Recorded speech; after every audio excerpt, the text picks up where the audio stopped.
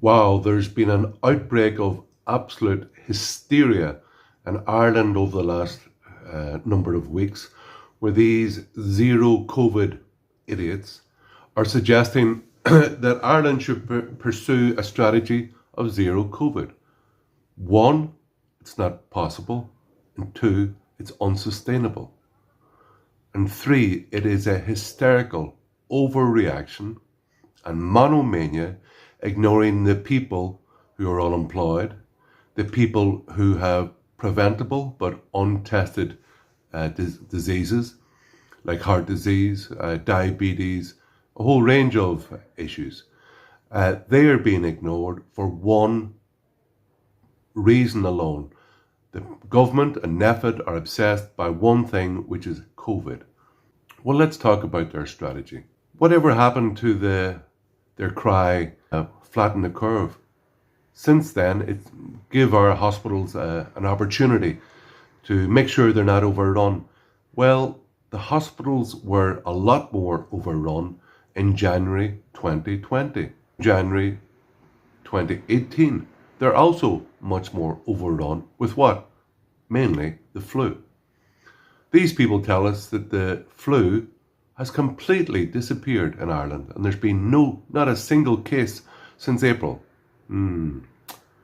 Oh, I find that hard to believe. But hey, if they can prove it. But their strategy of lockdowns, what does that do? It's not about flatten the curve. It's become flatten the economy. Put people virtually under house arrest or within 5 miles of their home. It is an attack on our natural freedoms to work, to travel, to worship as we please, and to see our families. It is completely against Article 40 of the Constitution, which gives us an inalienable right for family life. The problem with lockdowns is not only does it kill the economy, not only does it hurt people with preventable diseases such as cancer and diabetes, etc., but it also is ineffective. It doesn't work. A study just published there on January the 5th, a meta-analysis of many different countries, the effect of their lockdown. Over 10 countries, it was published in the European Journal of Clinical Investigation on January the 5th. It looks at analysed the spread of coronavirus in these 10 countries, and it showed that mandatory lockdowns were ineffective and did not work.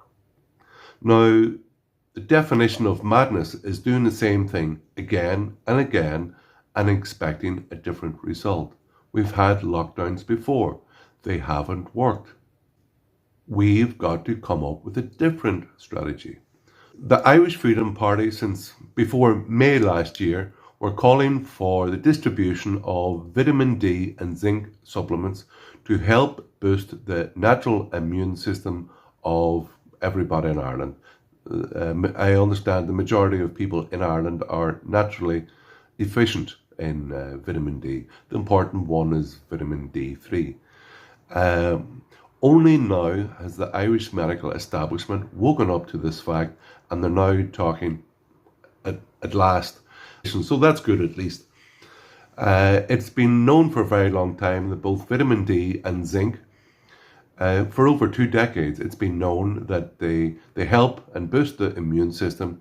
It helps prevent people catching coronavirus, and when they do get it, fighting it off.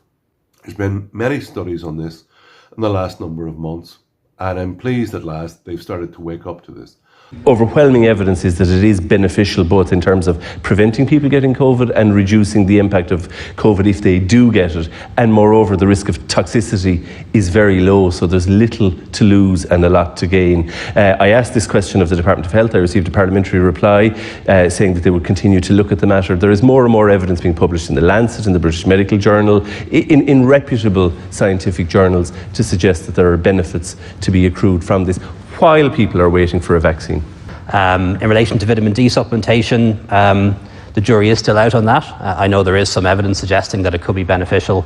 I'm not going to do a Donald Trump here and recommend either remdesivir or chloroquine or anything else until we're in a position that we have a modifiable risk factor of COVID. We're talking about vitamin D. What is this about? Vitamin D and low levels. And here's the latest study published, came out of Spain. It was a small study, but they looked at COVID-19 patients admitted to a hospital. They found that over 80% of them had deficient or low levels of vitamin D3. They also had higher markers of inflammation. In particular, we look at something called ferritin and D-dimer.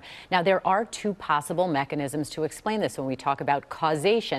Vitamin D3 does have anti-infection properties, and it also can prevent this inflammatory or overactive immune response. You can get it in food. We hear this all the time: fatty fish, milk, fortified cereals, and egg yolks. If taken in supplement form, according to Harvard Medical School, about 1,000 units a day, likely safe for the majority of people. You get into some toxic risks like kidney stones when you go above 4,000 units a day, so more is not better. All right, Dr. Dunn, thank you. But lockdowns do not work. They're ineffective. They're harmful. They destroy the economy. They help destroy or ignore people who need other medical treatments apart from COVID-19. Our strategy, an Irish Freedom Party, and been so for a long time now, is to encourage the state distribution and for individual people to be told and to take vitamin D and zinc to boost their natural immunity. Now, at the moment, as far as I'm aware, the only treatment for COVID-19 in hospitals is basically people being given oxygen, steroids, and antibiotics. These deal only with the symptoms. They do not deal with the cause, which is COVID-19, a virus. You need medicines to get into the cells and destroy the virus. Now, there are medicines available, which a myriad of studies have shown look to be very effective against it. That is hydroxychloroquine, which we've advocated for a long time.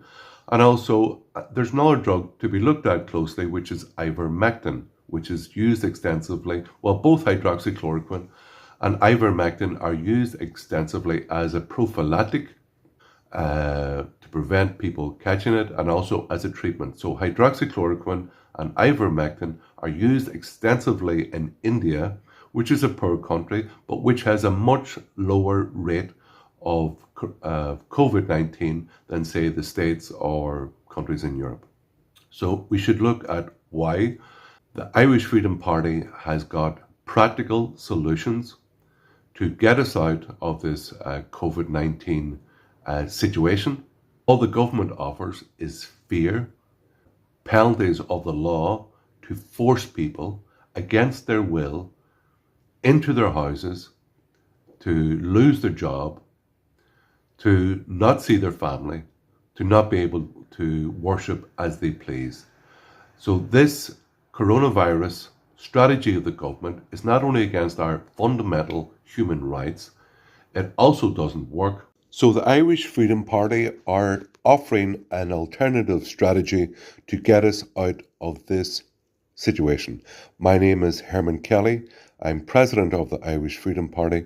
Gora Magadza.